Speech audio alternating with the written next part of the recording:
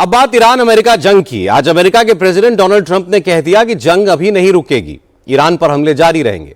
असल में ट्रंप ने आज सुबह राष्ट्र के नाम संदेश दिया और करीब 22 मिनट की अपनी स्पीच में ट्रंप ने वही पुरानी बातें दोहराई जो वो पिछले एक महीने से कह रहे हैं कि अमेरिका की सेना ने ईरान को तबाह कर दिया है, उसका न्यूक्लियर प्रोग्राम तहस नहस कर दिया है, ईरान की मिसाइलें, उसकी नेवी, उसकी एयरफोर्स, उसके बाकी गोला बारूद सब कुछ खत्म हो गया है।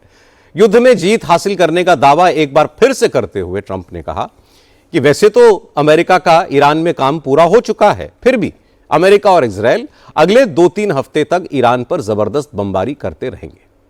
उसके तेल और गैस के ठिकानों पर, उसके पावर स्टेशंस पर भी हमले करेंगे और ईरान को पाषाण युग, स्टोन एज में वापस भेज देंगे।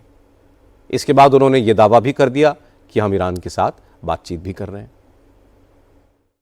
We totally obliterated those nuclear sites. They were also rapidly building a vast stockpile of conventional ballistic missiles. They wanted to produce as many missiles as possible, and they did, with the longest range possible, and they had some weapons that nobody believed they had. We took them out, we took them all out, so that no one would really dare stop them. We are systematically dismantling the regime's ability to threaten America or project power outside of their borders and annihilating their defense industrial base. We've done all of it. Thanks to the progress we've made, I can say tonight that we are on track to complete all of America's military objectives shortly, very shortly. We're going to hit them extremely hard over the next 2 to 3 weeks. We're going to bring them back to the Stone Ages. In the meantime, discussions are ongoing. We have all the cards, they have none. इस address to the nation में president Trump ने दावा किया कि America ने Iran के परमाणु ठिकाने तबाह कर दिए हैं, उसकी नेवी, एयरफोर्स, मिसाइल प्रोग्राम को तहस नहस कर दिया है।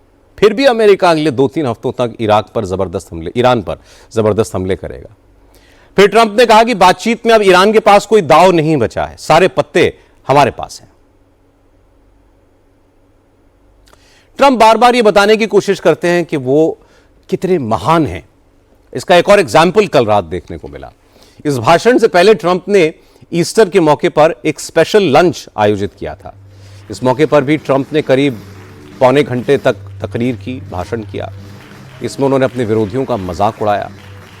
जो बाइडेन, फ्रांस के राष्ट्रपति इमानुएल मैक्रोन, ब्रिटेन के प्राइम मिनिस्टर कीयर स्टारमर, इन सब से लेकर अमेरिका के सुप्रीम कोर्ट के जजेस तक ट्रंप ने किसी को नहीं छोड़ा। खुद अपना बखान करते रहे और फिर कहा कि वो आज रात को स्पीच देने वाले हैं जिसमें वो सिर्फ अपनी तारीफें करेंगे। Tonight I'm making a little speech at 9 o'clock, and basically I'm going to tell everybody how great I am. What a great job I've done. What a phenomenal job. What a phenomenal job I've done. Trump कह रहे थे कि रात में राष्ट्र के नाम संदेश में वो सबको यही बताने वाले हैं कि वो कितने शानदार राष्ट्रपति हैं, कितने जबरदस्त लीडर हैं। लेकिन पूरी दुनिया को उम्मीद यह थी कि ट्रंप अपनी स्पीच में ईरान युद्ध के खात्मे पर कुछ बोलेंगे, स्ट्रेट ऑफ हॉर्मुज खोलने का कोई प्लान बताएंगे या फिर ईरान के साथ किसी मुद्दे पर रजामंदी की जानकारी देंगे। लेकिन ट्रंप की स्पीच में ऐसा कुछ नहीं निकला। ट्रंप ने यह भी कह दिया कि हॉर्मुज को वो नहीं खुलवाने वाले जिसके क्रूड ऑयल, जिसकी गैस वहां से आती है, उसको चाहिए तो वो खुद जाकर खोल ले। ट्रंप की इन बातों का असर मार्केट पर तुरंत दिखाई दिया। क्रूड ऑयल की कीमतें 5% बढ़ गई, शेयर मार्केट धड़ाम हो गए। ताइवान, हांगकांग, साउथ कोरिया से लेकर जापान तक के शेयर मार्केट्स में 3 से 5% की भारी गिरावट आई। ईस्ट एशिया के दौरे पर गए फ्रांस के राष्ट्रपति इमानुएल मैक्रोन ने कहा कि युद्ध से कोई बात नहीं बनने वाली है, डायलॉग ही इकलौता रास्ता है। ट्रंप को सीरियस होना चाहिए, उनको जरा कम बोलना चाहिए, रोज रोज बात पर बोलने की कोई जरूरत नहीं है। मैक्रोन ने ट्रंप के इस दावे पर भी सवाल उठाया कि ईरान का न्यूक्लियर प्रोग्राम खत्म हो गया है। उन्होंने कहा कि ग्राउंड पर वेरिफिकेशन के बगैर यह दावा भरोसे के लायक नहीं है। वहीं ऑस्ट्रेलिया के प्रधानमंत्री एंथनी एल्बनीज ने कहा कि यह सब तो ठीक है कि ईरान का एटमी प्रोग्राम नष्ट हो गया, लेकिन अब अमेरिका यह तो बताए कि युद्ध कब खत्म होगा, क्योंकि पूरी दुनिया इसकी मार से परेशान है। इस दौरान जंग के मैदान में भी ट्रंप के ऐलान का असर दिखा। अमेरिकी और इजरायली फोर्सेज ने ईरान में जबरदस्त हमले किए। तेहरान में 106 साल पुराने मेडिकल संस्थान पास्चर इंस्टीट्यूट को बॉम्बिंग में तबाह कर दिया। तेहरान का यह पास्चर इंस्टीट्यूट पूरे मिडिल ईस्ट का सबसे पुराना मेडिकल इंस्टीट्यूट था। इससे पहले इजरायल ने तबरीज में दारोबख्श दवा कंपनी के कारखाने को उड़ा दिया था। आज अमेरिका और इजरायल ने तेहरान को उत्तरी ईरान से जोड़ने वाले B1 ब्रिज को भी बम मारकर तबाह कर दिया। यह ब्रिज पूरे वेस्ट एशिया का सबसे ऊंचा पुल था। तेहरान में अमेरिका, इजरायल ने ईरान की स्पेस एजेंसी के हेडक्वार्टर को भी बमबारी से उड़ा दिया। ईरान की मेहर न्यूज एजेंसी ने बताया कि आज इजरायली विमानों ने तबरीज में एक एनिमल फार्म पर हमला किया।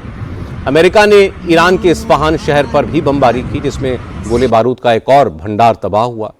इजरायली एयरफोर्स ने ईरान के तीसरे सबसे बड़े शहर मशहद के इंटरनेशनल एयरपोर्ट को निशाना बनाया। इजरायल अमेरिका के ताज़ा हमलों में दर्जनों लोग मारे गए हैं और इनमें बड़ी तादाद में बच्चे भी हैं। युद्ध शुरू होने के बाद से अब तक अमेरिका और इजरायल की बॉम्बिंग में ईरान में 3,500 से ज्यादा लोग मारे जा चुके हैं। अमेरिकी हमलों के जवाब में ईरान ने इजरायल, यूएई, बहरीन और इराक पर अटैक किए। ईरान के मिसाइल अटैक से इजरायल के बनई बराक और तेल अवीव शहरों को बहुत नुकसान पहुंचा।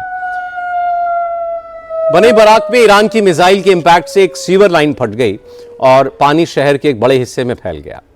ईरान ने आज जॉर्डन में एक अमेरिकी बेस पर भी जबरदस्त अटैक किया। IRGC ने दावा किया है कि उसके हमले में कई अमेरिकी सैनिक मारे गए।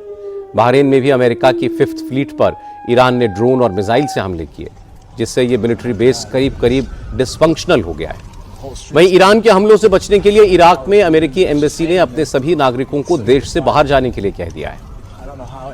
यूनाइटेड अरब अमीरात पर आज भी ईरान के मिसाइल और ड्रोन अटैक जारी रहे। ईरान की एक मिसाइल अबू धाबी के एक इंडस्ट्रियल सेक्टर पर गिरी, जिससे कुछ कारखानों को नुकसान पहुंचा है। ट्रंप की धमकी के जवाब में ईरान ने कहा है कि अमेरिका को अपना रुख बदलना पड़ेगा, वरना यह लड़ाई लंबी चलेगी।